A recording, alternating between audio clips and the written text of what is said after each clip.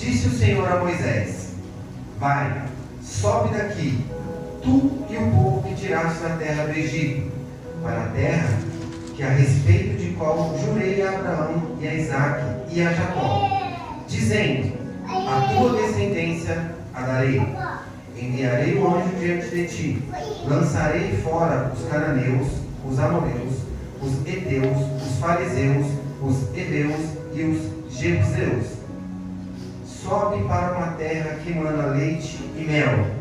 Eu não subirei no meio de ti. Presta atenção nessa parte que Jesus está falando. Eu não subirei no meio de ti, porque és povo de dura cerviz, para que te não consuma eu no caminho. E povo de dura cerviz é um povo que não se curva.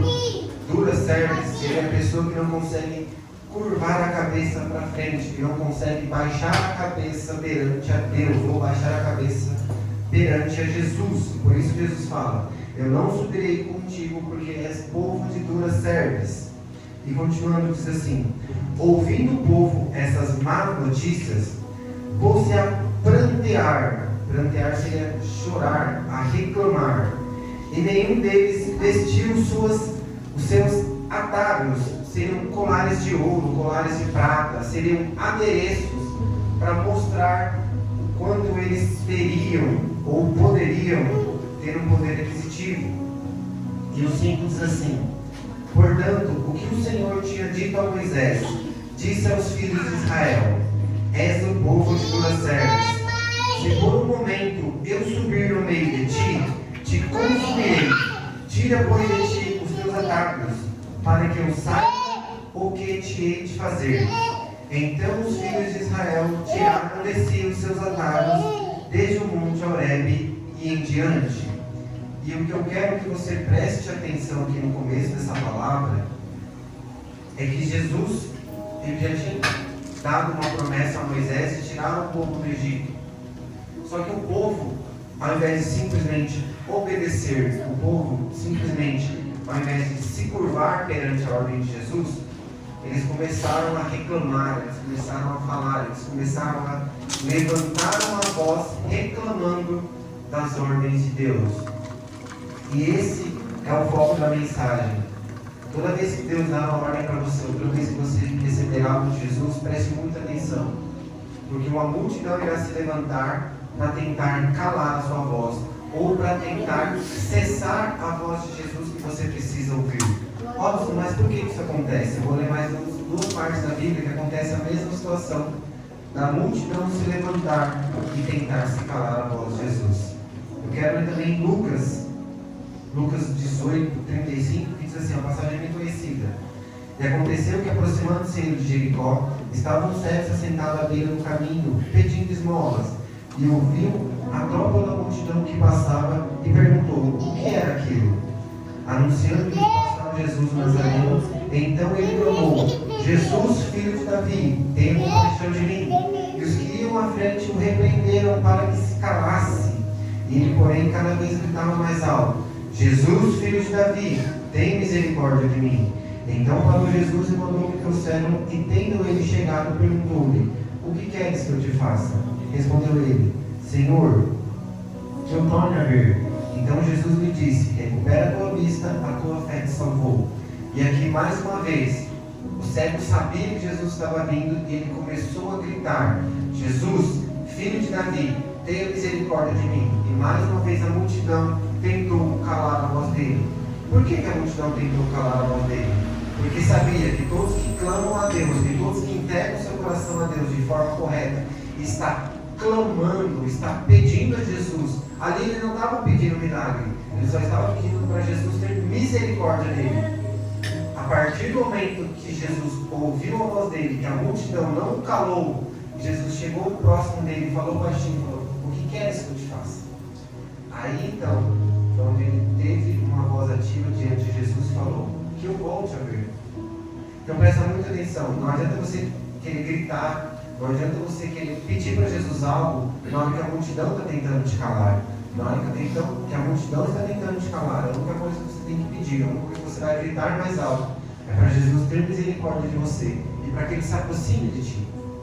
Não adianta você querer pedir algo gritando, não adianta você querer conquistar algo de Jesus querendo gritar, querendo mostrar para todo mundo o que você está pedindo. Imagine se esse cego no meio do povo começa a gritar: Jesus, eu preciso voltar a ver, Jesus, eu preciso voltar a ver, eu sou um cego, me torna a ter vistas. A multidão iria calar ele, a multidão não iria deixar que esse milagre chegasse a ele.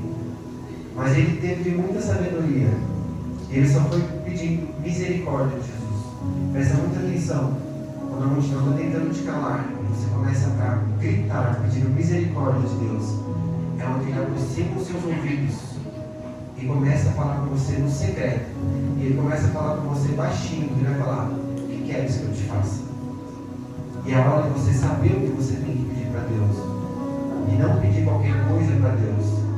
Você tem que ter muito bem no seu coração tudo que você vai pedir para Deus, porque ele fala: filho, o que eu vou te dar tem que estar alinhado com o seu propósito. Porque eu sou dono do ouro da prata, eu posso dar qualquer coisa, mas eu não vou te dar nada que vai tirar você da minha presença, eu não vou te dar nada que vai afastar você de mim. E eu quero ler aqui em Lucas agora 23, a partir do 8, eu vou ler até perto do 26. Mas não é fácil calar a multidão, ou muito pelo contrário, não é fácil ter voz na hora que a multidão está falando mais alto, na hora que a multidão está tentando me cessar. Eu sei que não é fácil.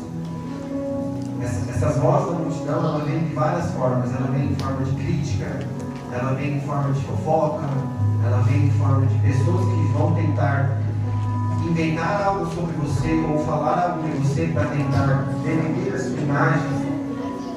Mas se você lembrar, tudo que acontece na Bíblia é para a gente aprender a ser como Jesus. Nossa, mas a multidão tentou calar Jesus por várias vezes.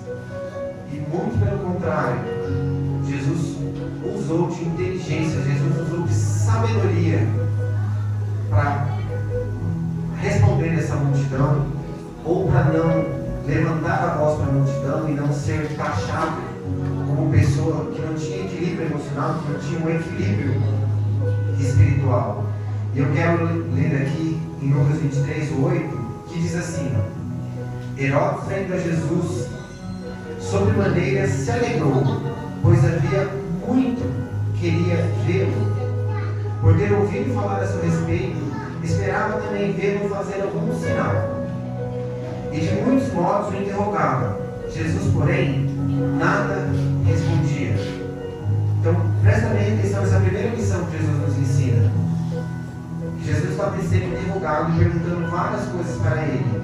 E aqui o versículo 9 diz: de muitos modos o interrogava, mas Jesus, porém, nada lhe respondia. Os principais sacerdotes e os escribas ali presentes o acusavam com grande veemência, mas Herodes, juntamente com os da sua guarda, tratou-o com desprezo, escarnecendo dele, fazendo vesti-lo de um manto aparatoso e devolvendo a Pilatos. Naquele mesmo dia, Herodes e Pilatos se reconciliaram-se, pois então viviam inimizados um com o outro. E quantas vezes você está passando por uma situação difícil, ou você tem uma desavença com uma pessoa, e essa pessoa se junta com outra pessoa que não gosta muito de você, para falar mal de você, para te atacar de alguma forma, e você começa a perguntar para Deus: mas como assim? Eu estava tentando resolver a situação com um, agora tem outro se juntando com ele para tentar me atacar, para tentar me tirar um pouquinho mais da presença de Deus. E é assim que o inimigo trabalha nas nossas vidas. Se ele sabe que a sua fraqueza é ser atacado, se ele sabe que a sua fraqueza é querer responder às pessoas de forma agressiva, ou se você não aguenta uma crítica, ou se você não aguenta ouvir pessoas falando mal de você ou te atacando, ele vai dar mais combustível para isso. Ele vai colocar, em vez de colocar só uma pessoa, essa pessoa vai se juntar com outra pessoa, às vezes que nem era nem amigo, mas se tornar um amigo para se atacar. E assim aconteceu aqui com Herodes e com Pilatos. E continuando, a Bíblia diz assim: então, reunindo Pilatos os principais sacerdotes, as autoridades e o povo, disse-lhes: apresentastes-me este homem como agitador do povo, mas tendo interrogado, presença nada verifiquei contra ele dos crimes dos quais os acusais. Aqui, ó, a Bíblia é muito clara. O próprio Pilatos chegou na frente da multidão e falou: vocês me apresentaram Jesus e eu interroguei, mas nada do que vocês acusaram ele, eu vejo crime nesse homem. E quantas vezes alguém no seu trabalho, alguém no seu lar, alguém na sua rua, um vizinho, quem seja, assim como o Tiago falou, que o vizinho às vezes se levanta para tirar a sua paz, começa a te acusar de algo, começa a levantar algo com você, e você vai perguntar para Deus, você vai conversar com Deus e falar: Deus, mas como assim? Eu estou sendo acusado de tantas coisas, mas eu não estou vendo nada do que a multidão está me acusando. Jesus, a única coisa que ele fala: fica em silêncio e deixa que eu irei falar por ti. Fica em silêncio, não responda essa acusação, use de sabedoria. Jesus falou aqui no versículo 9: de muitas coisas interrogavam, mas Jesus, porém, nada lhe respondia. E continuando no versículo 15, diz assim: nem tampouco Herodes, pois no trono o tornou a enviar. E pois claro que nada contra ele se verificou digno de morte. Portanto, após castigá-lo, soltá-lo-ei. Aqui, Herodes ele já sabia que nenhuma acusação contra Jesus era verdadeira. E ele já tinha colocado na mente dele que ele apenas ia castigá-lo e depois iria soltá-lo. Só que a multidão começou mais uma vez a gritar, e a multidão começou mais uma vez a levantar uma alta voz contra Jesus. E a Bíblia diz dessa forma: e era forçoso soltar-lhes um detento por ocasião de festa. Então, naquela situação de festa, eles teriam que soltar o detento. E ali, Pilatos e Herodes, eles tentaram colocar Jesus para que ele fosse solto naquela situação de festa. Mas olha o que a multidão começou a gritar.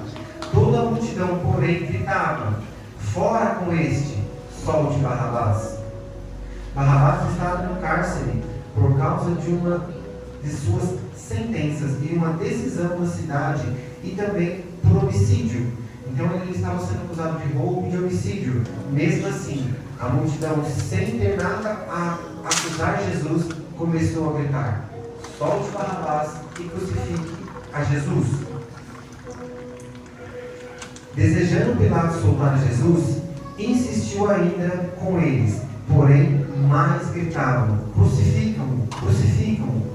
Então, pela terceira vez, lhes perguntaram: que mal fez este?